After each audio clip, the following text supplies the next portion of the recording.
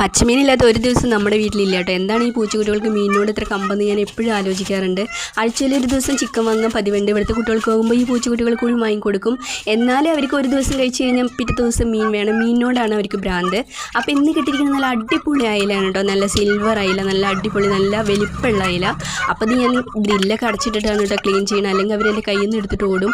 ഒരു തവണ എൻ്റെ കയ്യിൽ നിന്ന് അങ്ങനെ അവർ നഖം കൊണ്ടിട്ടും പല്ല് കൊണ്ടിട്ടൊക്കെ കൈയൊക്കെ കുത്തിപ്പഴുത്ത് വിരൽ മുറിക്കേണ്ട ഒരു അവസ്ഥ വന്നതാണ് കേട്ടോ. എന്നിട്ട് നല്ലൊരു സർജറിയും കഴിഞ്ഞ് എന്തോ ഭാഗ്യത്തിന് വിരലൊന്നും മുറിക്കേണ്ടി വന്നില്ല. അങ്ങനെ സർജറി കഴിഞ്ഞിട്ട് ഞാൻ നല്ല വിരലൊക്കെ ഇങ്ങനെ കെട്ടിയിട്ട് ഒരു മാസത്തോളം അങ്ങനെ ഇരുന്നിട്ടുണ്ട്. അങ്ങനെ കഥകളൊക്കെ പറയാനാണെങ്കിൽ ഒരുപാടുണ്ട് കേട്ടോ. ഇവിടെ എല്ലാവരും ഇഞ്ചക്ഷൻ എടുക്കാത്തവരാരും ഇല്ല. അവരുടെ നഖം കൊണ്ടിട്ടും പല്ല് കൊണ്ടിട്ടൊക്കെ ആദ്യക്ക് തുടങ്ങണ സമയത്ത്. അപ്പോൾ ഇതാ അയിലൊക്കെ കട്ട് ചെയ്തു. അതിൻ്റെ തലയൊക്കെ ഞാൻ വലിയ പൂച്ചക്കുട്ടികൾക്ക് ഇട്ട് കൊടുത്തു കേട്ടോ. ഇത് മഞ്ഞപ്പൊടി ഇട്ട് വേവിക്കുകയാണ്. അപ്പോൾ ഇതിങ്ങനെ വേവിച്ച് വെച്ച് കഴിഞ്ഞാൽ 2 ദിവസത്തേക്കായി. അപ്പോൾ ഞാൻ ഇവിടെ എല്ലാ ദിവസവും മീൻ അങ്ങനെ വേവിക്കില്ല കേട്ടോ. ചില ദിവസങ്ങൾ അടുക്കളയിൽ അങ്ങനെ വെക്കാത്ത ദിവസങ്ങളൊക്കെ ഉണ്ട്.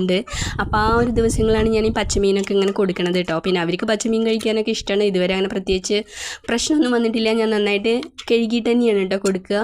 അപ്പോൾ ഇതാ പ്ലേറ്റിൽ നല്ല ചൂട് ചോറ് എടുത്തിട്ടുണ്ട്. അതിൽ മീനൊക്കെ കൂട്ടി കുഴച്ചിട്ട് അവർക്ക് കൊടുക്കട്ടെ. അവർ സ്വാദോടു കൂടി കഴിക്കട്ടെ. മനുഷ്യനായാലും മൃഗമായാലും വിശപ്പിൻ്റെ വികാരമൊക്കെ ഒന്ന് തന്നെയാണ് എന്ന്.